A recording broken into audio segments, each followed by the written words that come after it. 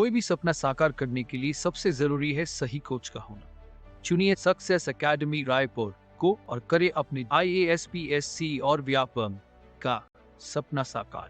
Download the app now.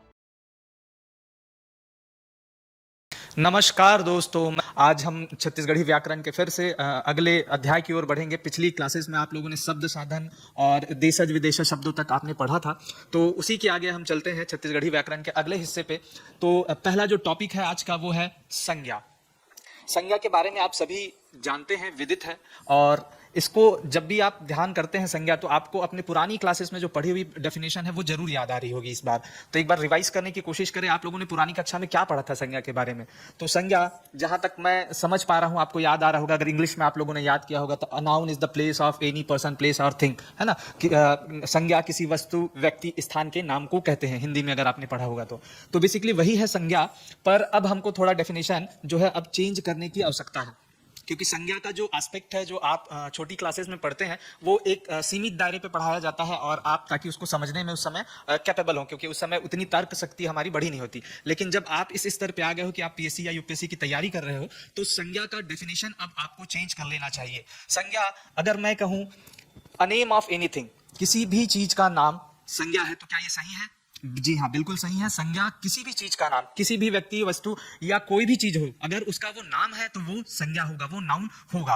और आपको ये ध्यान में रखना है कि जितनी भी चीज अभी आप पढ़ रहे हैं, संज्ञा, सर्वनाम, ये सारे के सारे वाक्यों में प्रयोग के आधार पे आप निर्धारित करते हैं। वाक्य के प्रयोग जैसे आप जानते हैं, इंग्लिश में जब आप वाक्य बनाते हैं तो सब्जेक्ट पहले होता है, फिर वर्ब होता है, वर्ब के फॉर्म लगाते हैं, फिर ऑब्जेक्ट लगाते हो। और जब इसी को हिंदी या छत्तीसगढ़ी में आप बनाते हैं तो पहले सब्जेक्ट होता है, फिर ऑब्जेक्ट आ जाता है, दैट आफ्टर लास्ट में वर्ब जुड़ता है, राइट। तो ये वाक्य मेकिंग का एक सिंपल फॉर्मेट है। इसके अलावा भी कई चीजें इसमें ऐड होती है, जैसे कंजक्शन वगैरह हो गया, संबंध सूचक, संबंध बोधक, ये आगे आप देखेंगे योजक शब्द होते हैं।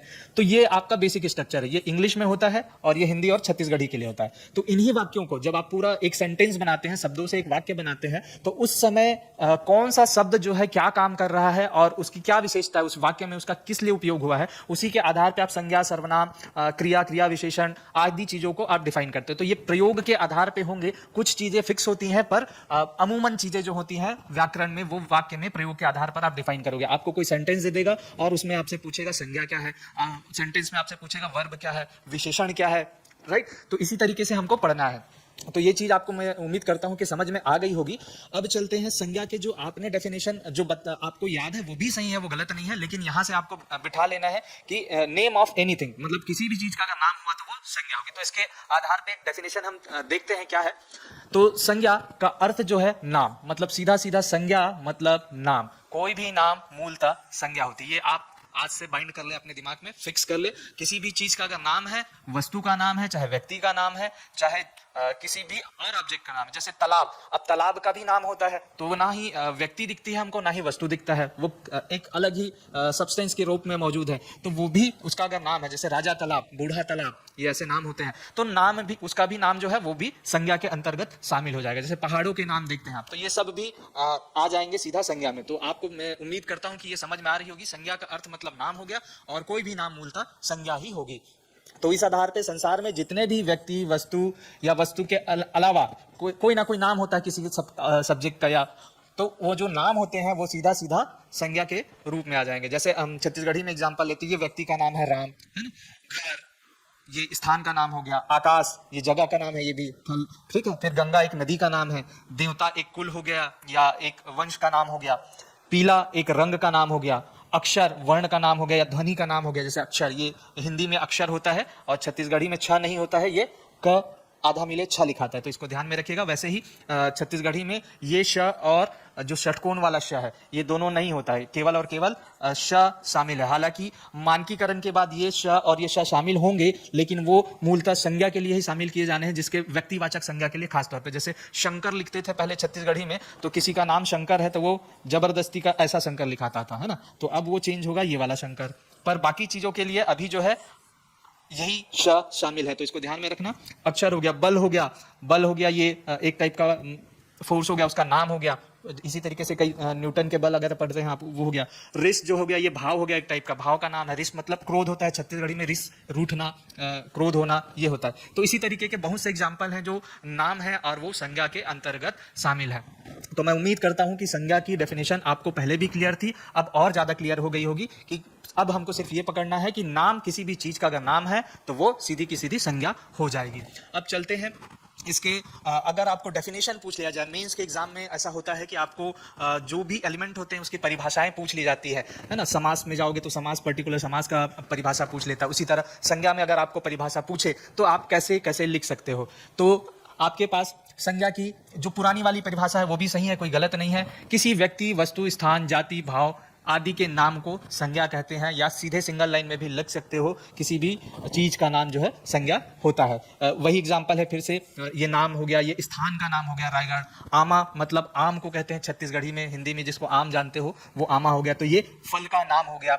मंजूर, ये मयूर है, मयूर जो पक्षी होता है उसका छत्तीसगढ़ी में मंजूर उसको कह देते हैं। फिर दलहा पहाड़ आपको पता है कांकेर में अवस्थित है, तो ये पहाड़ का नाम है। इसी तरीके से मैकल पहाड़, अमरकंटक पहाड़, देवगढ़ पहाड़, ये सारे नाम हैं, तो ये सब आ जाएंगे। अरपा एक नदी का नाम है। तो ये एग्जाम्पल, जब भी आपको ऐसा मेंस में अगर आपको परिभाषा पूछे तो परिभाषा के साथ आपको उदाहरण जरूर 2-4 कोट करने चाहिए, किसी भी परिभाषा के साथ एटलीस्ट 1 से 2 एग्जाम्पल जरूर आप देवें, राइट। अब इसी को अगर साहित्यिक भाषा में देखें तो संज्ञा एक विकारी शब्द है जो क्या होता है, प्रकृति की कीवा कल्पित सृष्टि के बाकी वस्तुओं के नाम को संसूचित करता है। तो ये साहित्यिक परिभाषा है, आपको नहीं लिखनी है लेकिन जान लेना आवश्यक है। अगर कोई हिंदी वगैरह में अगर उनका बीए एमए वगैरह है, मास्टर वगैरह, तो उनको ये चीजें याद करनी चाहिए। विकारी शब्द हम लोग पढ़ चुके हैं इससे पहले, जिसमें विकार उत्पन्न किए जा सकते हैं, मतलब ये ऐसे नाम है जिसमें विकार लगा के आप और उसका भाव बना सकते हैं, राइट। तो ये एक साहित्यिक परिभाषा हो गई। साहित्यिक परिभाषा भी आप लिखेंगे तो कोई गलत नहीं होगा। और यहाँ वस्तु जो है, वस्तु का तदार्थ हमेशा ध्यान में रखिएगा, वस्तु केवल एक वस्तु के लिए नहीं कह रहा। जब भी साहित्यिक भाषा में बात करेंगे तो वस्तु का डायमेंशन बड़ा हो जाएगा, मतलब इसमें ये सारी चीजें ऑटोमेटिकली शामिल है जो हम समझ रहे हैं, मतलब किसी भी चीज का नाम, राइट। तो ये हो गई परिभाषा आपके संज्ञा की। अब चलते हैं संज्ञा के प्रकार की तरफ या संज्ञा के भेद की तरफ। तो संज्ञा आप सभी पहले से ही पढ़ते आ रहे हैं कि संज्ञा के 5 प्रकार होते हैं। प्रकार को ही प्योर हिंदी में भेद कहते हैं, तो इसमें कभी कंफ्यूज ना होवे कि अगर पेपर में आपको संज्ञा के भेद पूछा तो ये क्या नई चीज है क्या, नहीं, वही है प्रकार या भेद, सिमिलर चीजें हैं, दोनों के दोनों इक्वल होते हैं। तो आपको 5 प्रकार याद होने चाहिए संज्ञा के। कभी कभी ऐसा भी मेंस में पूछता है, और अगर इसको हम कॉम्पिटिटिव एग्जाम पे जाए जहां ऑप्शन वाले हैं तो वहां पे सीधा सीधा कोई शब्द दे देता है आपको और उसमें आपको पूछता है कि संज्ञा का कौन सा प्रकार है, किस टाइप की संज्ञा है। तो 5 प्रकार के नाम और उसके डेफिनेशन और उनमें अंतर, ये आपको ध्यान में रहना चाहिए। तो चलिए देखते हैं कौन से 5 प्रकार हैं, ये आपको याद आ रहा होगा। ये है 5 के 5। पहले है व्यक्तिवाचक संज्ञा, दैट आफ्टर जातिवाचक संज्ञा, फिर समूहवाचक संज्ञा, फिर द्रव्यवाचक संज्ञा और भाववाचक संज्ञा। तो ये 5 प्रकार है। 5 प्रकार आपको ध्यान में होने चाहिए। हिंदी में भी इसी तरीके से होते हैं, और चूंकि छत्तीसगढ़ी ने हिंदी की ही मोस्ट व्याकरण, मोस्ट क्या क्या है, पूरी 95% व्याकरण उसी की तरह है। 5% जो अपभ्रंश हमारे में नहीं चलते हैं वही अलग है। तो ये बिल्कुल हिंदी के व्याकरण के ही जैसा है, और जो अपभ्रंश है उसमें भी शाब्दिक त्रुटियां जो हमारे यहाँ अलग चलती हैं, शब्दों के हेर फेर, वही अंतर पड़ेगा आपको। बाकी नियम वगैरह लगभग हिंदी के समान है। तो ये 5 आप हिंदी में भी पढ़ते हैं, व्यक्तिवाचक, जातिवाचक, समूहवाचक, द्रव्यवाचक और भाववाचक संज्ञा। अब इन 5 में आपको अंतर भी पता होना चाहिए। तो व्यक्तिवाचक में किसी को कोई दिक्कत नहीं होती है, व्यक्ति के नाम, इसकी परिभाषा भी हम समझेंगे।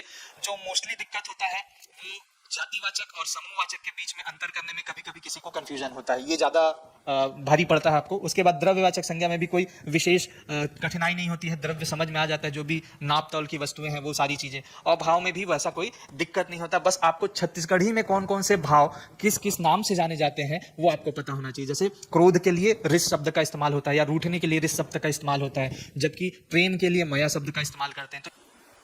तो इन सब को हम बारी बारी समझने का प्रयास करेंगे, और पहले हिंदी में उसको समझने का प्रयास करेंगे, क्योंकि आप हिंदी से ज़्यादा सहज हैं, हिंदी आप पढ़ते आए हैं, और छत्तीसगढ़ी को उसके बाद जस्ट हम लोग इंट्रोड्यूस करेंगे। तो सबसे पहले देखते हैं व्यक्तिवाचक संज्ञा। व्यक्तिवाचक संज्ञा क्या होती है? जिसमें किसी भी व्यक्ति, वस्तु या एलिमेंट, कोई भी एलिमेंट हो, उसके एक का होने का बोध हो, किसी एक के नाम का बोध हो। जैसे कोई व्यक्ति है या वस्तु है, उसमें से केवल आपको एक का बोध हो, है ना। ऐसा कोई नाम मिले, ऐसा कोई संज्ञा मिले जिससे केवल और केवल एक व्यक्ति का बोध हो या एक वस्तु का बोध हो, मतलब वो अपने आप में सिंगल यूनिट हो, सिंगल आइडेंटिटी दिखा रहा हो। जैसे राम, ये सिंगल आदमी का नाम है, आपको पता है, ठीक है। इसी तरीके से पहाड़ के भी नाम हो गए। तो ये सारी चीजें वस्तु में अगर जाएं तो कलम, इस टाइप की चीजें सॉरी जो होती हैं, जो सिंगल आइडेंटिटी दिखाती है, वो सारे के सारे व्यक्तिवाचक संज्ञा में आते हैं। तो इसके हिंदी एग्जाम्पल और छत्तीसगढ़ी एग्जाम्पल दोनों हम समझने का प्रयास करते हैं एक साथ क्या क्या शामिल होता है। तो व्यक्तियों के नाम में देखो क्या क्या हो सकता है। जो सिंपल हिंदी नाम होते हैं सभी के, राम, श्याम, मोहन, गीता, और भी आपके जो नाम है या और लोगों के नाम है, तो वो सारे के सारे इसमें शामिल हो जाएंगे। छत्तीसगढ़ी में नामकरण कैसे होते हैं, तो जो कॉमन नेम है वो तो होंगे ही, राम का राम ही रहेगा, लेकिन कुछ विशिष्ट नाम होते हैं। छत्तीसगढ़ वाले क्या करते हैं, अमूमन त्योहारों के हिसाब से, जो त्योहार में जिस त्योहार में पैदा हुआ लड़के का नाम वैसा रख दिए, या जिस दिन पैदा हुआ उसके हिसाब से रख दिए नाम, या उसकी अवस्थिति कैसी है, वो कौन सा काम कर रहा है, तो उसके हिसाब से रख दिए उसका नाम। तो नामकरण में जो प्योर छत्तीसगढ़ वाले हैं, मतलब आप ग्रामीण अंचल में जाओगे तो ये सारे नाम आपको देखने को मिलेंगे। अब देखते हैं कौन कौन से नाम है। जैसे खोल बहारा या खोर बहारा, ये दोनों कहते हैं। जो खोर मतलब होता है घर के बाहर का हिस्सा, और उसको बहार मतलब बहारना, झाड़ू लगाना, उसको बहारने वाला, तो खोल बहारा आपको नाम मिलेगा। फिर दुकालू मतलब, दुकाल मतलब होता है अकाल, छत्तीसगढ़ी में अकाल को कहते हैं दुकाल। तो जिसके पास हमेशा कमी पड़े रहे, मतलब कोई चीज की कमी पड़े रहे, तो या कमी में पैदा हुआ हो, मतलब आर्थिक स्थिति घर की खराब है और उस समय अगर वो बच्चा पैदा हुआ तो उसका नाम रख देंगे दुकालू, ठीक है। लड़की हुई तो दुकालू बाई, ऐसा टाइप का, राइट। रामलाल कॉमन नेम है, राम के साथ लाल लग गया। फिर महीने होते हैं जो हिंदी मास होते हैं, जेठ, आषाढ़, सावन, बैसाख, वैसे ही छत्तीसगढ़ी में भी वो चलते हैं, उसमें बस थोड़े से नाम परिवर्तन होते हैं। तो जैसे ज्येष्ठ का महीना हिंदी में होता है, छत्तीसगढ़ी में जेठ कह देते हैं, तो जेठ के महीने में जो पैदा हुआ उसका नाम रख दिए जेठो, ठीक है। बैसाख के महीने में नाम पैदा हुआ तो उसका नाम हो गया बैसाखू। तो ये सारे नाम हैं और ये सारे व्यक्तिवाचक संज्ञा के उदाहरण है छत्तीसगढ़ी में, तो इसको ध्यान में रखना, इस टाइप के पूछ देते हैं, राइट। फिर अग्घन, जो आप जानते हैं अग्घन गुरुवार का उपवास रखते हैं, लक्ष्मी जी की साधना की जाती है, तो अग्घन में कोई पैदा हुआ तो अघनिया, है ना। उसके बाद वार के हिसाब से, जैसे बृहस्पति मतलब गुरुवार को छत्तीसगढ़ी में कहते हैं बृहस्पति, तो उस दिन कोई पैदा हुआ तो उसका नाम बृहस्पति रख दिए, ठीक है। तेरस, जानते हैं आप लोग, तेरस अमूमन जो हिंदू कैलेंडर होता है उसमें इंपॉर्टेंट त्यौहार वगैरह के लिए माना जाता है, पूर्णिमा, अमावस्या, तेरस, दूज, ये सारी चीजें। तो तेरस, जैसे अभी दिवाली आने वाला है तो दिवाली में धनतेरस होता है, तो वो 13वें पक्ष का 13वां दिन होता है, राइट। तो ये तेरस के दिन पैदा हुआ तो तेरसा, तेरसी, तेरस, ऐसा उसका नाम रख देंगे। मंगलवार को पैदा हुआ तो मंगलू, है ना। लड़की हुई तो मंगली। बुधवार को पैदा हुआ लड़का तो बुधराम या बुधारू, ये भी चलता है, ये भी इसमें शामिल है, या बुधवारा, ये भी नाम ये चलता है। फिर शुक्रवार को सुकवार कह देते हैं छत्तीसगढ़ वाले, तो सुकवार को पैदा हुआ तो लड़का हुआ तो सुकवारा, लड़की हुआ तो सुकवारी। तो ये सारे व्यक्तिवाचक संज्ञा के एग्जाम्पल है छत्तीसगढ़ी में, इसको आपको ध्यान में रखना है, ठीक है। ये काफी इंपॉर्टेंट है, इसको पूछ लेता है तो इसको बिल्कुल याद रखना। बुधवार वाला बुधारू भी इसी में याद कर लेना आप, इसी में ध्यान में रखना बुधारू। तो ये सारे व्यक्तिवाचक संज्ञा के एग्जाम्पल हैं छत्तीसगढ़ी में। हिंदी में आप सबको क्लियर है, उसमें कोई दिक्कत नहीं है। किसी भी व्यक्ति का नाम उठा लो, किसी भी स्थान का नाम उठा लो, वो सारे के सारे व्यक्तिवाचक के उस पे व्यक्तियों के नाम उठा लो, वो व्यक्ति के नाम पे आ जाते हैं व्यक्तिवाचक संज्ञा के। अब इसके अलावा जो देश है देश के नाम जैसे भारत, चीन, जापान, अमेरिका, तो इसमें कोई विशेष चेंज नहीं होता है छत्तीसगढ़ी भाषा में भी, क्योंकि ये जो इंटरनेशनल एलिमेंट्स हैं इनके नाम को छत्तीसगढ़ वाले वैसे भी पहले नहीं जानते थे, तो अभी जब भी प्रयोग करते हैं तो उसके प्योर फॉर्म में ही करते हैं। तो भारत देश को भारत देश ही बोलेंगे, चीन को चीन ही बोलेंगे, तो इसमें कोई अंतर नहीं है, वो डायरेक्ट के डायरेक्ट छत्तीसगढ़ी में भी वैसे इस्तेमाल होते हैं। अब आ जाते हैं नदियों में, तो जो नदियाँ छत्तीसगढ़ की हैं उनके नाम को आपको पता ही है, साथ में जो देश की नदियां हैं या विदेश की नदियां, तो उनके नाम भी छत्तीसगढ़ी में वैसे ही लिए जाएंगे। तो जैसे महानदी आपको पता है छत्तीसगढ़ की इंपॉर्टेंट नदी, फिर खारून, फिर शिवनाथ, अरपा, पैरी, गंगा, यमुना, जो भी नदियों के नाम है, ब्रह्मपुत्र, वो सारे के सारे व्यक्तिवाचक संज्ञा के उदाहरण हैं आपके। फिर गांव और नगर या शहर के नाम, ये सब भी व्यक्तिवाचक संज्ञा के एग्जाम्पल है। डायरेक्ट सिंगल जब सिटी का नाम बात कर रहे हैं या गाँव का नाम कर रहे हैं, जैसे रायपुर, है ना, रायगढ़, बिलासपुर, दुर्ग, ये बड़े सिटीज हो गए। इसके अलावा फगुरम, ये गांव का नाम है। पौता या पोता, ये गांव का नाम है। फिर मालखरौदा, डोंगरगढ़, जितने आप गांव के नाम जानते हैं वो सब भी व्यक्तिवाचक संज्ञा है जी भी। जैसे डभरा, फिर रतनपुर, आपको पता है महामाया मंदिर, तो रतनपुर हो गया। शिवरी नारायण, सिरपुर, राइट। फिर राजिम, डोंगरगढ़, दंतेवाड़ा, तो जितने भी शहर, गांव, जिले, इनके नाम है सिंगल के, सिंगल जिले को प्रेजेंट कर रहा है, सिंगल शहर को प्रेजेंट कर रहा है, सिंगल गांव को प्रेजेंट कर रहा है, तो वो भी व्यक्तिवाचक संज्ञा हो जाएगी। उसके बाद पुस्तकों के नाम, जो प्रमुख पुस्तकें हो गई, रामायण हो गया, महाभारत हो गया, गीता हो गई, कुरान हो गई, बाइबिल हो गई, वो सारे के सारे व्यक्तिवाचक संज्ञा के एग्जाम्पल हैं आपके, राइट। चलिए चलते हैं नेक्स्ट ये थोड़े इंपॉर्टेंट है, ये है त्यौहार। त्योहारों के नाम भी व्यक्तिवाचक संज्ञा के अंदर शामिल हैं और इसमें जो छत्तीसगढ़ी त्यौहार हैं वो उनके नाम आपको ध्यान में रहने चाहिए, बहुत इंपॉर्टेंट है ये। आपके कल्चर वाले पार्ट में भी आपको पूछता है इसके इंपॉर्टेंस, इसके महत्व, इसमें क्या होता है क्या नहीं होता है। तो जैसे हरेली, अभी अभी गया हरेली, फिर भोजली। भोजली अमूमन छत्तीसगढ़ का त्यौहार नहीं है लेकिन मनाया जाता है यहाँ भी, क्योंकि लोग यहाँ मनाते हैं। फिर तीजा पोरा, ये हमारा रीजनल त्यौहार है। फिर कमर छठ, छेर छेरा, पुन्नी छेर छेरा जो कहते हैं। फिर होली या फागुन तिहार, ये हमारे यहाँ मनाया जाता है। फिर दिवाली या इसी को दिवाली भी कह देते हैं, ठीक है, दिवाली, दीपावली के रूप में जिसको आप हिंदी में जानते हैं। तो दिवाली, दिवाली, तो ये जितने भी त्यौहार के नाम हैं ये भी व्यक्तिवाचक संज्ञा के एग्जाम्पल है, राइट। फिर समाचार पत्र, इसमें कोई दिक्कत नहीं है। जितने भी समाचार पत्र आप देखते हैं, दैनिक भास्कर, नव भारत, संदेश, देश बंधु, ये सब है ना, तो ये सारे नाम जो है इसमें आ जाएंगे। जैसे नव भारत, दैनिक भास्कर, नई दुनिया हो गई, हरिभूमि पत्रिका, लोकसर, इसके बाद इवनिंग टाइम या द हितवाद, द हिंदू, ये सारे नाम भी समाचार पत्रों के जो नाम है वो सारे के सारे इसमें आ जाएंगे। साथ ही पत्रिकाओं के नाम भी आ जाएंगे, जैसे योजना, कुरुक्षेत्र या छत्तीसगढ़ की कोई मैगजीन है, तो वो सारे के सारे नाम अगर किसी सिंगल को प्रेजेंट कर रहे हैं तो वो सीधे व्यक्तिवाचक संज्ञा की ओर आ जाएंगे। इसी तरीके से महीने और दिनों के नाम, तो इंग्लिश वाले महीने आपको पता है, जनवरी, फरवरी, मार्च, अप्रैल से लेकर दिसंबर, तो वो सारे के सारे व्यक्तिवाचक संज्ञा के एग्जाम्पल हैं। इसी को अगर हिंदी में पूछे या छत्तीसगढ़ी में, तो हिंदी वाले से मैं सीधा छत्तीसगढ़ी वाला आपको बता रहा हूँ। 12 महीनों के अलग अलग नाम है। चैत, ये चैत्र कहलाता है हिंदी में, चैत से शुरू होता है ये। चैत नवरात्रि जिसको मनाते हैं हम लोग, जवारा जिस समय बोया जाता है, माता का पर्व मनाया जाता है, तो यहाँ से पहला हमारे हिंदू कैलेंडर के हिसाब से इसको पहला वर्ष माना जाता है। वो छत्तीसगढ़ में भी वैसा ही चलता है, तो पहला मास माना जाता है वर्ष की शुरुआत चैत को। फिर बैशाख या वैशाख जिसको हिंदी में कहते हैं, तो ये छत्तीसगढ़ी में हो जाता है बैसाख, ठीक है। फिर ज्येष्ठ जो हिंदी में होता है वो छत्तीसगढ़ी में हो जाता है जेठ। इसी से नाम अगर बन जाए, जेठ में कोई पैदा हुआ तो जेठू, ये मैं बता चुका हूँ, राइट। फिर आषाढ़, उसके बाद सावन, जो सावन का महीना होता है शिव जी को अर्पित होता है ये, तो सावन को सावन ही कहते हैं, बस जो श है वो श वाला श रहेगा, ये ध्यान रखना। फिर भादो, फिर कुंवार, उसके बाद कार्तिक, फिर अघन के लिए अघन इस्तेमाल करते हैं, डबल घाना करके अघन कह देते हैं। फिर पूष, ये पौष का महीना जो हिंदी का होता है वो पूष कहलाता है। फिर माघ और आखिरी जो है फागुन। तो इस तरीके से ये आपके 12 माह हो गए छत्तीसगढ़ी में। इसी तरीके से छत्तीसगढ़ी में जो दिनों के नाम है, वो भी दिन के जो कॉमन नेम है हिंदी में, वो सारे के सारे व्यक्तिवाचक के एग्जाम्पल है, क्योंकि सिंगल डे को डिनोट करते हैं, एक दिन को दिखाते हैं। तो देख लेते हैं छत्तीसगढ़ी में क्या क्या नाम होता है। तो रविवार जो होता है उसको कहते हैं इतवार, है ना, संडे जो होता है उसको कहते हैं इतवार। और सोमवार को कहते हैं सोमवार, ये आ की मात्रा है, सोमवार, है ना, सोमवार कहते हैं। जो सोमवार होता है उसको सोमवार या सम्मार भी कह देते हैं, ऐसा वाला अगर देखें, ऐसा सम्मार भी कह देते हैं, तो आ की मात्रा रहेगी, सोमवार या सम्मार, ये चलेगा। उसके बाद मंगलवार को मंगल ही कहते हैं, बुद्ध को बुद्ध ही कहते हैं, कोई दिक्कत नहीं है। गुरुवार के लिए इस्तेमाल करते हैं बृहस्पत, है ना, बृहस्पत, तो इसको ध्यान में रखना। और शुक्रवार जो होता है, तो श तो रहेगा नहीं, वो श की जगह ये वाला श आ गया। और क्र, तो रारेफ वाला प्रोनाउंसिएशन अमूमन छत्तीसगढ़ वाले नहीं करते हैं, तो ये हो गया शुक्रवार, राइट। और शनिवार के लिए इस्तेमाल करते हैं शनिचर, बाजार कहीं लग रहा है शनिवार को तो शनिचर बाजार, राइट। तो ये सारे भी आपके व्यक्तिवाचक संज्ञा के एग्जाम्पल है। और ये छत्तीसगढ़ी शब्दों को आपको ध्यान में रखना ज्यादा आवश्यक है, क्योंकि आपको जब प्रश्न में पूछेगा तो इन्हीं सब को पूछता है, ठीक है।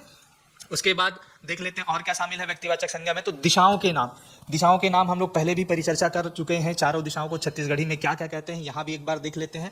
तो उक्ति, ये पूर्व दिशा, बुड़ती, ये पश्चिम दिशा, भंडार, ये उत्तर दिशा, और रक्षहूं, ये हो गया दक्षिण दिशा। तो ये दिशाओं के नाम हो गए। इसके अलावा जेवनी, डेरी, ये भी दिशा में आ जाता है कि जेवनी डहार या डेरी डहार। तो जेवनी मतलब होता है दायां और डेरी मतलब होता है बायां, तो ये भी दिशाओं के नाम की तरह इस्तेमाल किए जाते हैं छत्तीसगढ़ी में, तो इनको भी ध्यान में रखना है। फिर फलों के नाम, तो अमूमन जो कॉमन फलों के नेम है वो सब भी इसी व्यक्तिवाचक, सिंगल अगर फल को डोनेट कर रहा है, दिखा रहा है, तो वो व्यक्तिवाचक के अंतर आ जाता है। जैसे छत्तीसगढ़ी में आम को कहते हैं आमा, ये है इमली, इमली को कहते हैं अमली, बेर को कहते हैं बोयर, कलिंदर हो गया आज का आपका खरबूजा, फिर सेब को कह देते हैं सेव, और अंगूर के लिए अंगूर। तो और भी बहुत सारे फल हैं, इनको और हम लोग जब शब्दकोश की डिटेलिंग करेंगे तो पर्टिकुलर किस फल को क्या कहा जाता है उसको भी हम लोग देखेंगे, राइट। फिर इसी तरीके से पेड़ पौधे, जितने भी पेड़ पौधे के नाम है, जैसे नीम, तो नीम का पेड़ होता है, बबूल के पेड़ को बमरी कहते हैं छत्तीसगढ़ में। तो ये सारे जो नाम है, पीपल के पेड़ को पिपरी कह देते हैं, है ना, या पीपर कह देते हैं, तो वो ध्यान में रखना है। फिर सब्जियों के नाम, भांति भांति की जो सब्जी होती है, तो वो सारे नाम भी व्यक्तिवाचक संज्ञा के अंतर्गत शामिल है। फिर पहाड़ों के नाम, है ना, नदियों के नाम, ये सारे के सारे जो है इसी व्यक्तिवाचक संज्ञा के अंतर्गत शामिल है। जैसे पहाड़ों में आपको सब पता है, मैकल, अगर छत्तीसगढ़ की बात करें तो मैकल हो गया, अबू जमाड़ की पहाड़ी हो गया, नंदीराज पर्वत हो गया, तो ये सारे नाम भी इसके अंतर शामिल हैं। राइट, चलिए चलते हैं।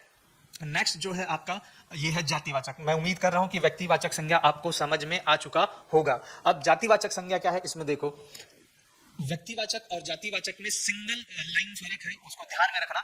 उस पे एक सिंगल आइडेंटिटी, सिंगल यूनिट का नाम बता रहा है, सिंगल यूनिट को प्रेजेंट कर रहा है। यहाँ पे व्यक्तियों या वस्तुओं के समूह को रिप्रेजेंट करेगा या उसकी पूरी जाति, है ना।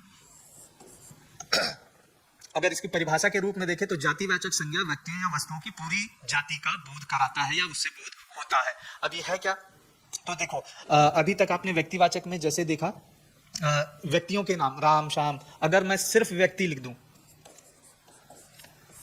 या मनुष्य लिख दूं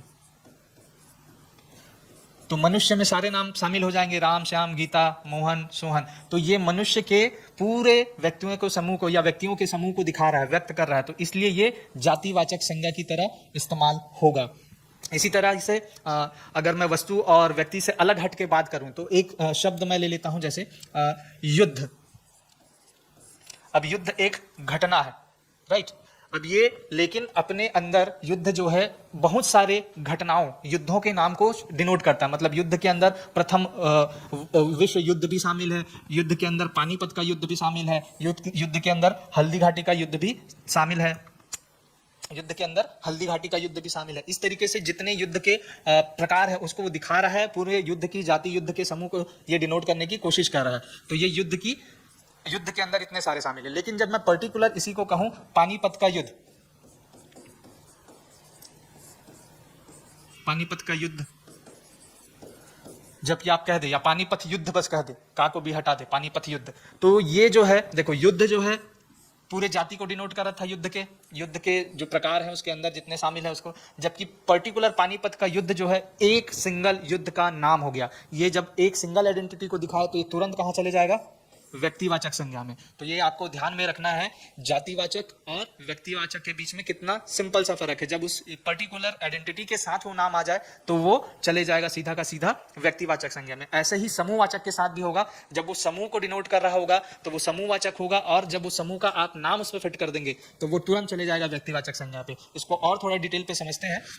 जैसा जातिवाचक में क्या क्या शामिल है, तो मनुष्यों के अंदर क्या क्या हो सकते हैं। तो देखो मनुष्यों में हिंदी में जैसे होता है लड़का लड़की, तो छत्तीसगढ़ी में लड़का को कहते हैं टूरा, लड़की के लिए इस्तेमाल होता है टूरी। ये सब एग्जाम्पल है आपके जातिवाचक संज्ञा। तो देखो टूरा जो है या लड़का जो है लड़कों के पूरे जाति को डिनोट कर रहा है, राइट। उसी तरीके से टूरी जो है पूरी या लड़की जब कहते हैं हिंदी में तो लड़की जाति का डिनोट कर रही है। वैसे ही आदमी कहे तो ये पुरुष या आदमी व्यक्ति इस पूरे जाति को डिनोट कर रहा है। इसके अंदर अच्छा आदमी बुरा आदमी, है ना, ये सब शामिल हो सकते हैं, काला आदमी गोरा आदमी, है ना। उसी तरीके से औरत, तो औरत भी पूरे औरत समूह को डिनोट कर रही है। इसी तरीके से भाई, तो भाई में कई प्रकार के भाई, चचेरा भाई, ममेरा भाई, फिर मुंहबोला भाई। उसी तरीके से बहन, तो ये सारे जो है ग्रुप को डिनोट कर रहे हैं, एक पूरे जाति को डिनोट कर रहे हैं, इसलिए सब जातिवाचक संज्ञा है। इसी तरीके से पशु पक्षी, पशु पक्षियों में क्या क्या हो सकते हैं, तो गाय जो है पूरे गाय जाति को डिनोट कर रही है। ये जो शब्द है पूरे गाय शामिल है। अब इसमें अगर आप नाम रख दें चितकबरी गाय तो वो पर्टिकुलर उसका एक आइडेंटिटी हो जाएगा। इसी तरीके से गाय का जैसे नाम होता है श्यामा गाय, घर में रहता है गाय तो उसका नामकरण करते हैं, तो पर्टिकुलर जब उसका नाम रख दोगे तो व्यक्तिवाचक संज्ञा की तरफ चले जाएगा। इसी तरीके से बैला, तो बैला जो हो गया, बैला मतलब इसको बैल कहते हैं हिंदी में, उसका छत्तीसगढ़ी फॉर्म है बैला, तो ये भी एक पूरे अपनी जाति को डिनोट कर रहा है। इसी तरीके से घोड़ा या घोड़वा कहते हैं छत्तीसगढ़ी में, जो ट्रांसफॉर्मर रूप है उसका। फिर सुआ, तोता को एक तोता के लिए इस्तेमाल होता है। उसके बाद मैना, फिर मंजूर, मयूर के लिए इस्तेमाल होता है। तो ये पूरे मयूर जाति को डिनोट कर रहे हैं। लेकिन सिंगल अगर आप उसका नामकरण कर दे, है ना, करण सुआ जब कह दे, तो करण सुआ जो बोलने वाला तोता होता है, तो पर्टिकुलर अब उसका नाम रख देते हैं। घर में कोई तोता पाला हुआ है तो सोनू मोनू कुछ भी नाम, तो जब उसका नाम हो गया तो सोनू सुआ जो है व्यक्तिवाचक संज्ञा, जबकि सुआ सिर्फ कहोगे तो ये पूरा का पूरा जातिवाचक संज्ञा है, राइट। फिर इसी तरीके से वस्तुओं को देख लेते हैं। तो घड़ी, घड़ी जो है पूरे का पूरा घड़ी के समुदाय, मतलब घड़ी में भी बहुत सारे घड़ी आते हैं, डिजिटल घड़ी, हाथ घड़ी, दीवाल घड़ी, तो ये पूरा घड़ी जो है अपने घड़ी जाति को डिनोट कर रहा है। इसी तरीके से मेज के भी डिफरेंट टाइप, वो सबको डिनोट कर रहा है। कुर्सी है ना, ये जो हिंदी में कुर्सी होता है वो छत्तीसगढ़ी में ऐसा कुर्सी हो जाता है। तो कुर्सी, तो डिफरेंट टाइप के कुर्सी होते हैं, उनको डिनोट कर रहा है। इसी तरीके से टेबल, इसी तरीके से किताब, इसी तरीके से मोबाइल। अब मोबाइल में भी मोबाइल जाति को डिनोट कर रहा है। मोबाइल में भी अलग अलग वर्जन है ना, किसी के पास स्मार्टफोन है, किसी के पास बिना स्मार्ट वाला फोन है। फिर कंप्यूटर, अब देखो कंप्यूटर के अंदर बहुत सारे चीज़ शामिल है ना। कंप्यूटर के अंदर लैपटॉप, डेस्कटॉप और भी जो जानते हैं आप लोग, सुपर कंप्यूटर है ना। तो ये सारी चीज़ इसके अंदर शामिल है। तो ये एक जाति, विभिन्न जाति, मतलब अपने जाति के समुदाय को डिनोट कर रहा है ये। तो इस तरीके से ये शामिल हो गया आपके जातिवाचक संज्ञा में। इसके बाद पद या व्यवसाय के नाम, तो किसी पद या प्रतिष्ठित जो व्यवसाय होता है उसको भी आप जातिवाचक संज्ञा में रखेंगे। जैसे शिक्षक टीचर, तो शिक्षक जो होता है, या छत्तीसगढ़ी में कहें तो गुरुजी है ना, तो ये जो है अपने साथ पूरे समुदाय को दिखाता है। अब शिक्षक विभिन्न टाइप के शिक्षक हो सकते हैं है ना, प्राथमिक स्कूल के शिक्षक, माध्यमिक स्कूल के शिक्षक, उच्च स्तर स्कूल के शिक्षक, उसके बाद महाविद्यालयों के शिक्षक, उनको प्रोफेसर जो कहते हैं, ठीक है। फिर हम जैसे शिक्षक, तो ये सारे शिक्षकों को डिनोट कर रहा है, पूरे अपने जाति को डिनोट कर रहा है ये शब्द, इसलिए जातिवाचक संज्ञा। इसी तरीके से लेखक, कवि, डॉक्टर, संतरी या प्रहरी जिसको जानते हैं, जो रक्षा के लिए होता है। इसी तरीके से चपरासी अलग अलग जगह के अलग अलग चपरासी, तो ये पूरे जाति को डिनोट करते हैं, इसलिए ये जातिवाचक संज्ञा के उदाहरण हो गए। राइट, अब चलते हैं। मैं उम्मीद करता हूँ ये उदाहरण सभी समझ में आ रहे होंगे आपको, और मैं कोशिश कर रहा हूँ कि जितने हो सके छत्तीसगढ़ी शब्दों को भी, जो प्योर छत्तीसगढ़ी शब्द हैं उनको उदाहरणों में यहाँ प्रस्तुत किया जाए, ताकि आपको यहीं से ही आपके शब्दकोश भी धीरे धीरे स्ट्रांग होते जाए। क्योंकि एक बार जब आप शब्दकोश पढ़ने बैठते हो तो दिमाग शून्य हो जाता है, तो धीरे धीरे ही चीज़ों को याद करना ज़्यादा बेहतर है। राइट, चलिए, इसी तरीके से जो छत्तीसगढ़ी शब्द है खेत को खेत की तरह भी इस्तेमाल करते हैं छत्तीसगढ़ वाले, लेकिन कुछ जगहों पे डोला या डोली भी चलता है। तो डोली एक शब्द है जो कि खेत के लिए इस्तेमाल होता है, इसको बिल्कुल ध्यान में रखना, ये एक बार एग्जाम में आ चुका है ना, और ये कभी भी वापस पूछा जा सकता है। तो ये अमूमन मध्य छत्तीसगढ़ वाले खेत को खेत ही कहते हैं, लेकिन उत्तरी छत्तीसगढ़ में जब चले जाओ तो डोली वहाँ चलता है पहाड़ी इलाकों में।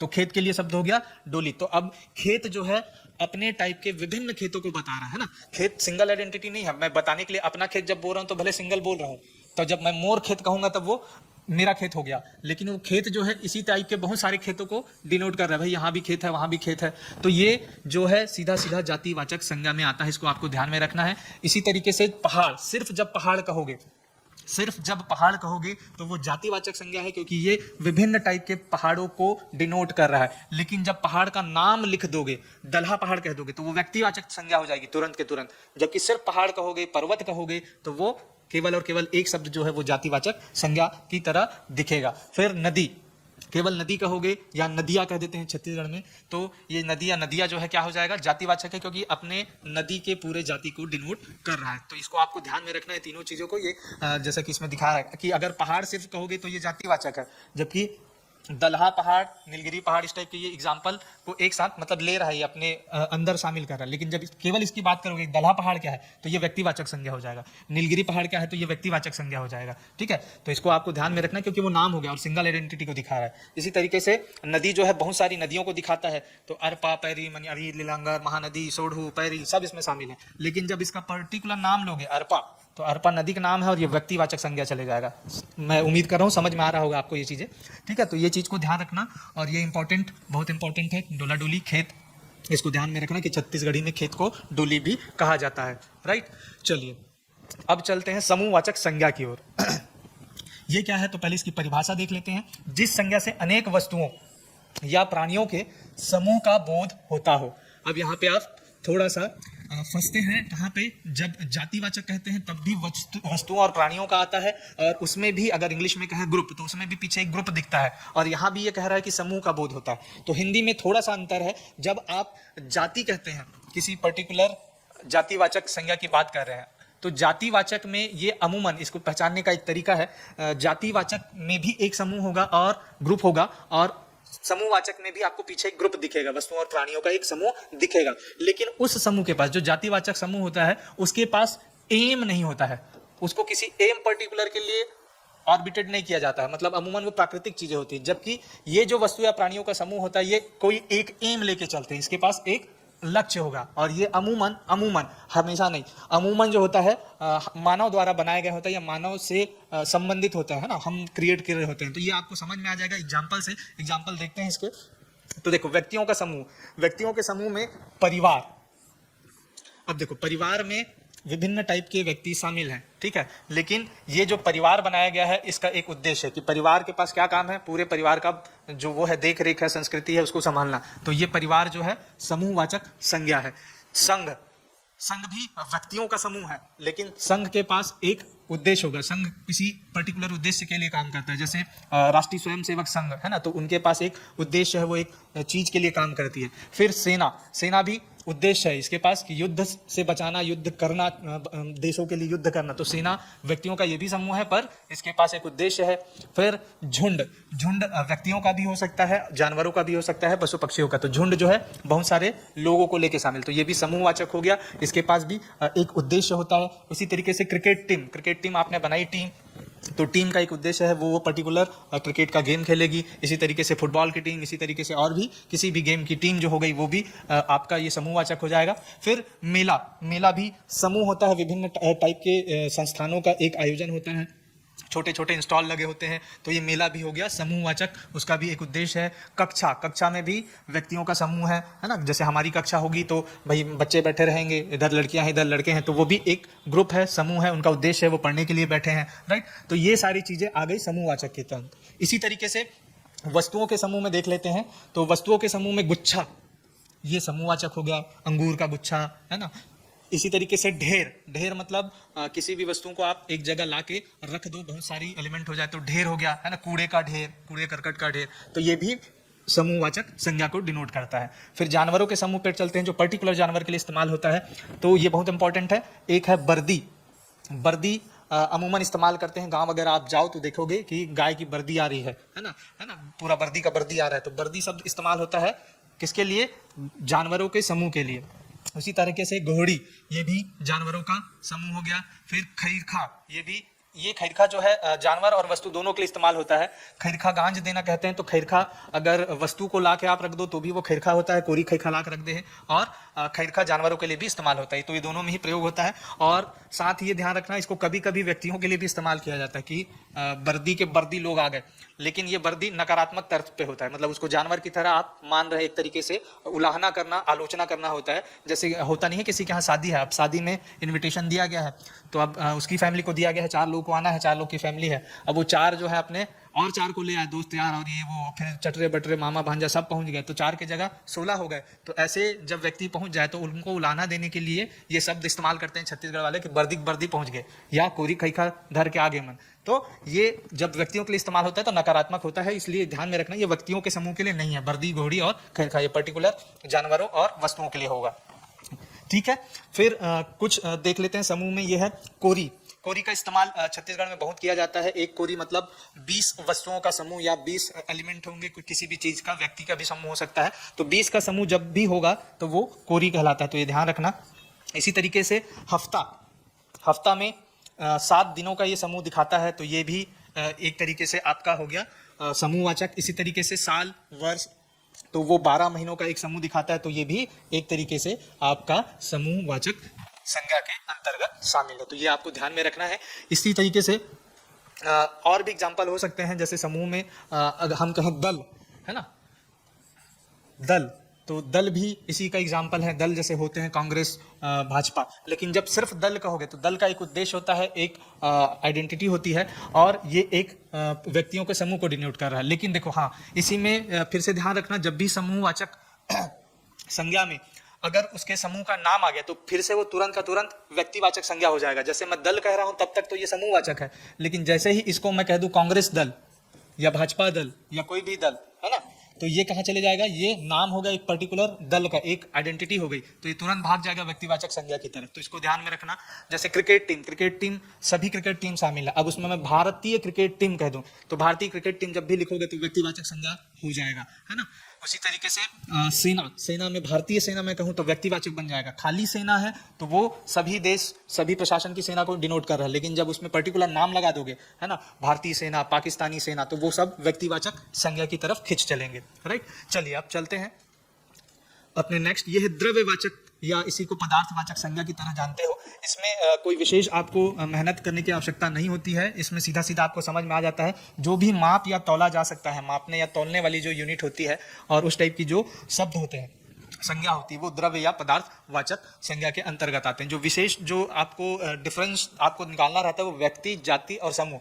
जाति कब व्यक्ति बनेगा जातिवाचक, समूह कब समूहवाचक जो है व्यक्तिवाचक बनेगा, ये आपको ध्यान में रखना है। और उनके उदाहरण, छत्तीसगढ़ी वाले उदाहरण आपको ज़्यादा दिमाग में रखने हैं क्योंकि ये छत्तीसगढ़ी लैंग्वेज से संबंधित है। ठीक है, तो देखो द्रव्यवाचक की अगर परिभाषा की बात करें तो द्रव्यवाचक संज्ञा उस द्रव्य या पदार्थ, द्रव्य मैटर इंग्लिश में कहते हैं, कब का बोध कराता है जिसे हम नाप या तौल सकते हैं, माप या तौल सकते हैं, पर काउंट नहीं कर सकते। कभी भी इनकी गिनती नहीं कर पाओगे आप, है ना, गिनने बैठोगे तो ये नहीं हो पाएगा। तो इसका डेफिनेशन है, अगर डेफिनेशन आपको लिखने आए मेंस में तो ये साथ में ये होना चाहिए कि उस शब्द से पदार्थ या द्रव्य के माप या तौल का बोध होगा हमको, लेकिन उसमें काउंटिंग नहीं कर सकते हम उसको। राइट, देख लेते हैं एग्जाम्पल कौन कौन से हैं। तो इसमें जैसे धातु और खनिज, तो धातु और खनिज को आप माप तौल सकते हैं, है ना। जैसे उदाहरण के तौर पे लोहा, तो लोहे को आप किलो में बता सकते हैं कि इतना किलो है या ज़्यादा है या कम है ना, लेकिन इसको गिन नहीं पाओगे। एक लोहा दो लोहा नहीं होता है। तो धातु के केस में यह हो गया आपका पदार्थवाचक। फिर इसी तरीके से सोना, चांदी, पीतल, कांसा, ये सारे के सारे जो धातु के नाम है ये सारे के सारे हो गए आपके किसके, पदार्थवाचक संज्ञा या द्रव्यवाचक संज्ञा के उदाहरण। इसी तरीके से खाने पीने की वस्तुओं में जो नाम है, जैसे पानी, तो एक पानी दो पानी नहीं होता है ना। पानी का यूनिट नापना है तो लीटर में नापोगे आप, 1 लीटर पानी, 2 लीटर पानी। उसी तरीके से घी, या इसको छत्तीसगढ़ी में घीव कहते हैं, इसको यहीं पे ध्यान रख लेना, घीव, है ना। तो ये भी चलता है। उसके बाद मतलब इसकी भी मेजरमेंट आप कर सकते हो, गिन नहीं सकते, है ना। उसी तरीके से तेल, तेल का भी मापन करोगे आप, 1 लीटर 2 लीटर, थोड़ा तेल ज़्यादा तेल, पर इसको गिन नहीं पाओगे। इसी तरीके से चाउर, चाउर क्या होता है भाई, छत्तीसगढ़ी में जो चावल होता है, चावल के दाने होते हैं उसको कहा जाता है चाउर। ये बहुत इंपॉर्टेंट, ये किसी एग्जाम पे आ चुका है तो इसको ध्यान में रखना। तो देखो किस तरीके से प्रश्न खींचे जाते हैं। तो छत्तीसगढ़ी वाले शब्दों के जो पदार्थ हैं उनको लिया जाता है और छत्तीसगढ़ी नाम दिया जाता है आपको, क्योंकि आप इन सबसे विदित तो होते हैं, जातिवाचक, भाववाचक संज्ञा, है ना। लेकिन जब उसको छत्तीसगढ़ी नाम दिया जाता है तो आप आइडेंटिफाई नहीं कर, क्योंकि आपको अगर चाउर किसको कहते हैं यही नहीं पता है तो आप आइडेंटिफाई ही नहीं कर पाओगे कि वो किस संज्ञा के अंतर्गत आ रहा है। तो सबसे इंपॉर्टेंट है धीरे धीरे अपने शब्दकोश को, छत्तीसगढ़ी शब्दकोश को स्ट्रॉन्ग करना। तो धीरे धीरे जो जो शब्द आपके लिए नए आ रहे हैं उनको आप लिखते जाएं और रिवाइज करते जाएं, यही एक सरल साधन है। क्योंकि शब्दकोश को आप कहे कि एक बार में मैं पढ़ूं तो नहीं में 2000 से 3000 शब्द मिलेंगे छत्तीसगढ़ी के जो आपको पढ़ने पड़ जाएंगे और एक बार में आप नहीं कर पाएंगे। तो इनको इसी तरीके से धीरे धीरे एग्जाम्पल के तौर पे और धीरे धीरे रिवाइज करके अपने शब्दकोश को स्ट्रॉन्ग करें। राइट, अब देख लेते हैं इसी तरीके से गोरस, गोरस कहा जाता है दूध को, ये भी बहुत इंपॉर्टेंट है ना। गोरस कहा जाता है दूध को, गोरस मतलब गो मतलब गौ माता या गाय, उसका रस, तो ये है हो गया गोरस, ये इसको दूध को कहा जाता है, बहुत इंपॉर्टेंट, ध्यान में रखना। इसी तरीके से नमक के लिए नून इस्तेमाल होता है। तो ये सारी खाने पीने की वस्तुएं जो है पदार्थवाचक संज्ञा हो गई, क्योंकि ये नाम को डिनोट कर रहा है उसके। इसी तरीके से ईंधनों के नाम में ईंधन जैसे हो गए, इनको आप वही है मेजरमेंट कर सकते हो, गिन नहीं सकते। फिर से तो मिट्टी का तेल, या इसी को छत्तीसगढ़ी में माटी तेल भी कहते हैं, माटी तेल, माटी मतलब वही मिट्टी वाला सेंस है, और माटी तेल, तो माटी तेल भी कहते हैं, मिट्टी तेल। फिर पेट्रोल, डीजल, कोयला, ये सारे के सारे ईंधन के एग्जाम्पल हैं और ये सारे पदार्थवाचक संज्ञा के एग्जाम्पल है। इसके अलावा तेजाब हो सकता है, और भी कई एग्जाम्पल हो सकते हैं, जैसे लिक्विड में, और फिनाइल आप कह दो तो फिनाइल भी इसी में आ जाएगा, है ना। आजकल जो इस्तेमाल हो रहा है फिनाइल, सैनिटाइजर, ये सारे के सारे, क्योंकि ये आप नाप सकते हैं, गिन नहीं पाएंगे, तो ये सारी चीज़ें जो हैं इसमें शामिल होंगी। राइट, चलिए चलते हैं अब नेक्स्ट जो हमारा है भाववाचक संज्ञा की ओर। ये क्या है, इसकी परिभाषा पहले देख लेते हैं।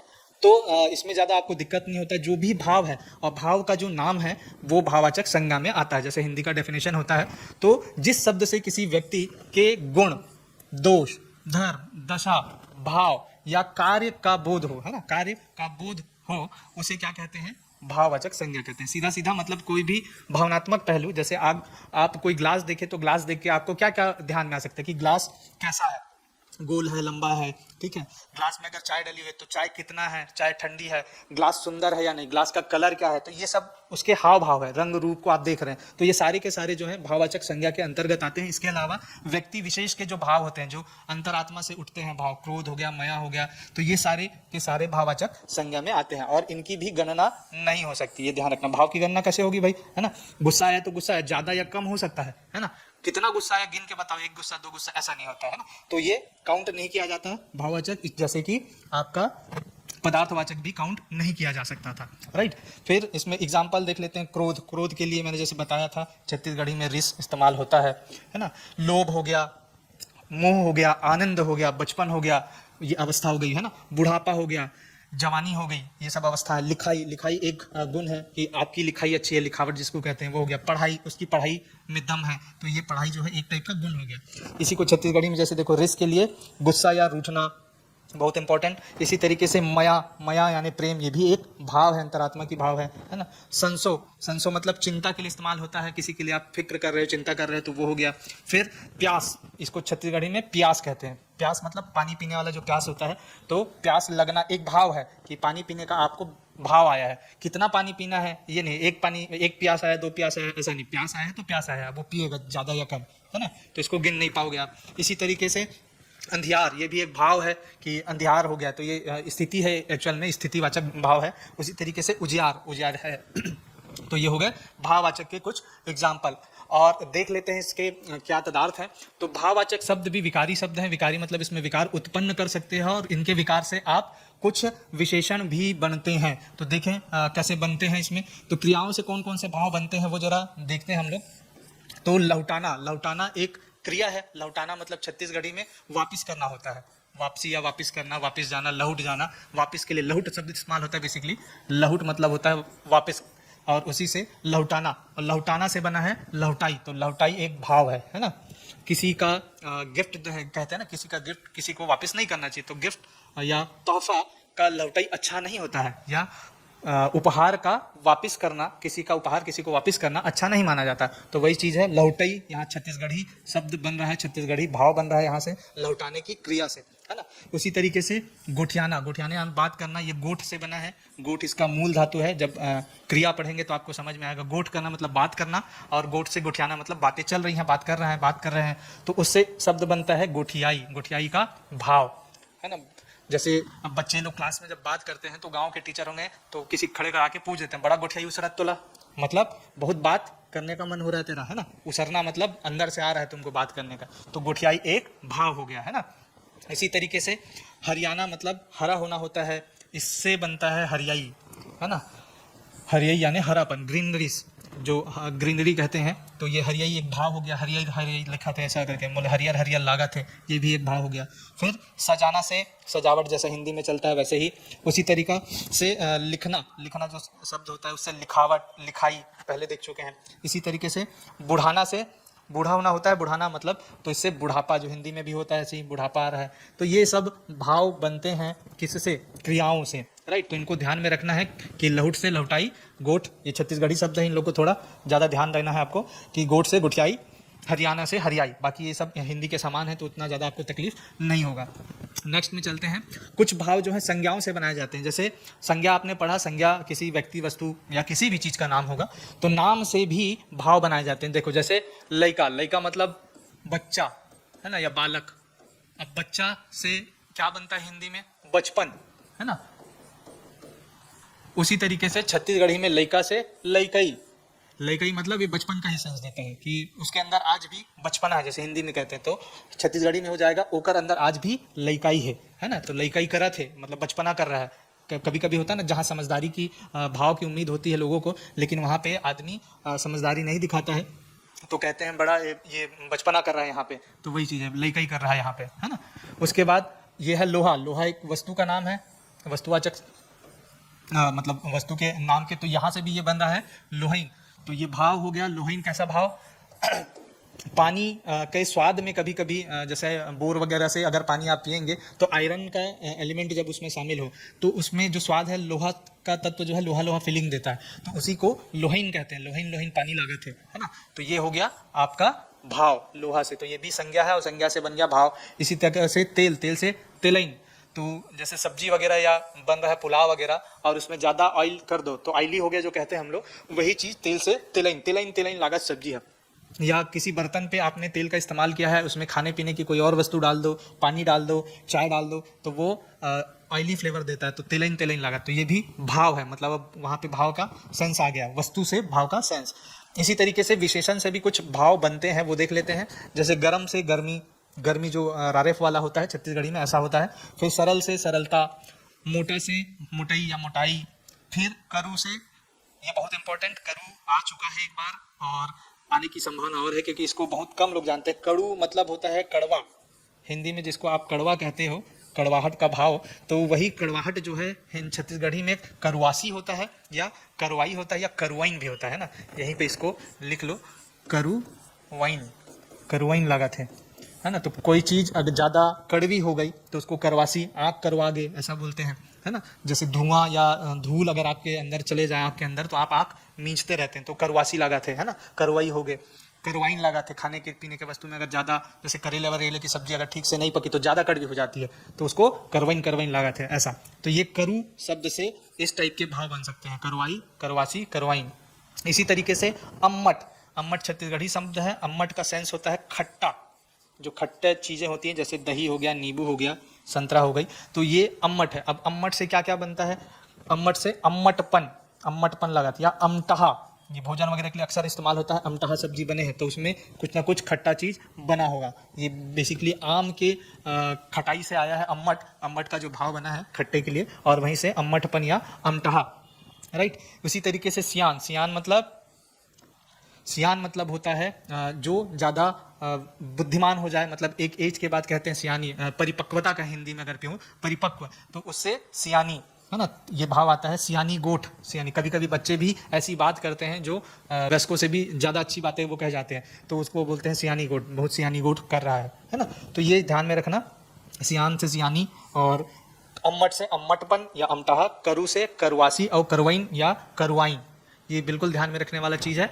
फिर चलते हैं नेक्स्ट, तो संज्ञा से विगत जो वर्षों में आए हुए प्रश्न हैं वो जरा देख लेते हैं, और आप भी फटाफट माइंड पे क्लिक करने का प्रयास करें कि ये आपसे बन रहा है कि नहीं। अभी तक आपने जो पढ़ा है उसी में से ये प्रश्न बिल्कुल इर्द गिर्द होंगे, जो जो भाव आपने पढ़े हैं संज्ञा के उसी में ये शामिल प्रश्न है। तो ये पिछले सालों के क्वेश्चन पेपर्स में आए हैं, तो कुछ कुछ देख लेते हैं क्या क्या है। चलिए, तो पहला जो ये प्रश्न है ये है खोल बहरा क्या है, मतलब खोल बहरा है, तो सीधा सीधा लिखा। पहले 5 ऑप्शन वाले जो प्रश्न आते थे उनमें से एक है ये।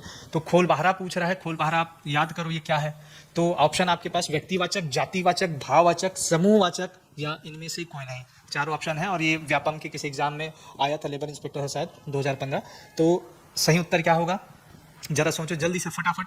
तो मैं उम्मीद कर रहा हूँ बता पा रहे हो। सीधा सीधा खोल बहरा हमने बताया था ये व्यक्तिवाचक संज्ञा है। क्यों? क्योंकि खोल बहरा छत्तीसगढ़ी में नाम होता है। तो इसी टाइप के प्रश्न आ जाते हैं डायरेक्ट, जो छत्तीसगढ़ी नाम होते हैं, दिन के नाम होते हैं, उनको वो रख देता है और इस टाइप के प्रश्न बनाता है, और आपको यहाँ टिक करना पड़ता है कि वो कौन सा डिनोट कर रहा है, कौन सी संज्ञा डिनोट कर रही है, राइट।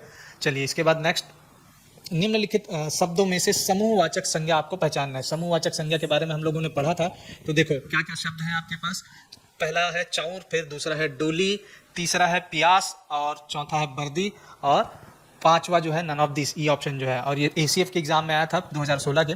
तो बताइए जरा, सोचिए जरा, समूहवाचक क्या होगा, क्या चाउर होगा, क्या डोली होगा, क्या प्यास होगा, क्या बर्दी। देखो अब ये चारों के चारों जो शब्द हैं वो छत्तीसगढ़ी शब्द हैं। अब अगर इनका अर्थ आपको ध्यान में नहीं होगा, शब्दकोश आपको पता नहीं होगा, तो ये प्रश्न आप डिफाइन नहीं कर पाओगे। कि समूहवाचक आपको पता है कि ग्रुप का डिनोशन करेगा, कि एक ग्रुप होगा और उसका एक उद्देश्य होगा, आपको पता है, पर आप ऐसे में नहीं बता पाएंगे। तो देखते हैं इसका सही आंसर। इसका सही आंसर है बर्दी। देखो, चाउर चावल को कहते हैं, तो ये व्यक्तिवाचक हो गया। डोली, डोली मैं बता चुका हूँ, खेत को कहते हैं, तो खेत जो है जातिवाचक हो गया। प्यास, प्यास एक तरीके का भाव है, प्यास लगना, प्यास लगना, तो ये भाववाचक हो गया। जबकि बर्दी जो है समूहवाचक है, क्योंकि ये जानवरों का समूह है और एक उद्देश्य के लिए क्रिएट की जाती है। तो सही उत्तर बर्दी है, राइट। फिर चलते हैं नेक्स्ट क्वेश्चन, ये है तेजाब। तेजाब शब्द कैसन संज्ञा है। बीच में ट्रेंड चालू हुआ था छत्तीसगढ़ी शब्द में ही, जो छत्तीसगढ़ी के क्वेश्चन है वो छत्तीसगढ़ी लैंग्वेज में ही पूछने का। तो इसके लिए भी तैयार रहें आप लोग मेंटली, कि कभी भी अगर ऐसा पूछ दे तो आपको बनना चाहिए। तो ऐसे ही प्रश्न आया था, तेजाब शब्द कैसन संज्ञा है। कैसन मतलब हिंदी में कैसा होता है, शब्द तो शब्द समझ में आ रहा है। तो संज्ञा पूछा था, कैसा संज्ञा है, किस टाइप की संज्ञा है। तो तेजाब क्या संज्ञा है भाई? देखो ऑप्शन आपके पास जाति, व्यक्ति, द्रव्य, समूह और नन ऑफ दिस है, इनमें से कोई नहीं। तो सभी समझ पा रहे होंगे तेजाब क्या है? द्रव्य है ना। तो ये द्रव्यवाचक संज्ञा इसका सही उत्तर हो गया ऑप्शन सी। समझ में आ रहा होगा मेरे को, उम्मीद है आप सभी को, कि तेजाब बेसिकली माप तौल सकते हैं, इसको गिन नहीं सकते आप, है ना। और तेजाब जो है एक तरीके का लिक्विड होता है। तेजाब कई जगह इस्तेमाल किया जाता है औद्योगिक क्षेत्रों में, और पहले क्लीनिंग वगैरह में भी इस्तेमाल होता था। तो ये आपको पता है, लीटर के हिसाब से ये मिलता है, तो इसको ध्यान में रखना, द्रव्यवाचक। फिर इसी तरीके से करू, हाँ ये प्रश्न बहुत इंपॉर्टेंट। करू ये 2-3 बार आ चुका है कई एग्जामों में, और ये रिसेंटली ऐड हुआ है पीएससी 2016 वाले से। तो करू शब्द का भाववाचक संज्ञा क्या होगा? तो आप बताओ भाई क्या है? कड़ुआ, करुआई, करुआ, करुआ या करुआई? तो सही उत्तर आप आइडेंटिफाई कर पा रहे होंगे, क्योंकि ये आपने पढ़ा है अभी। 3 फॉर्म हमने देखे थे करुआ के। कड़ू मतलब कड़वाहट होती है, इसका हिंदी अर्थ। तो इसका सही उत्तर हो गया भाई करुआई। ठीक है, तो जिस तरीके से प्रश्न बनते हैं आप संज्ञा से देख पा रहे हैं, ज़्यादा कुछ अंतर नहीं है, हिंदी के समान है। बस आपको शब्द याद होने चाहिए, क्योंकि सीधा सीधा छत्तीसगढ़ी शब्द उठाता है। जैसे यहाँ पे करू उठा लिया, वहाँ पे और एलिमेंट उठा लिया था। तो आपको बेसिकली छत्तीसगढ़ी के शब्द को स्ट्रॉन्ग करने बहुत जरूरी है, तो इसको आप ध्यान में रखिएगा।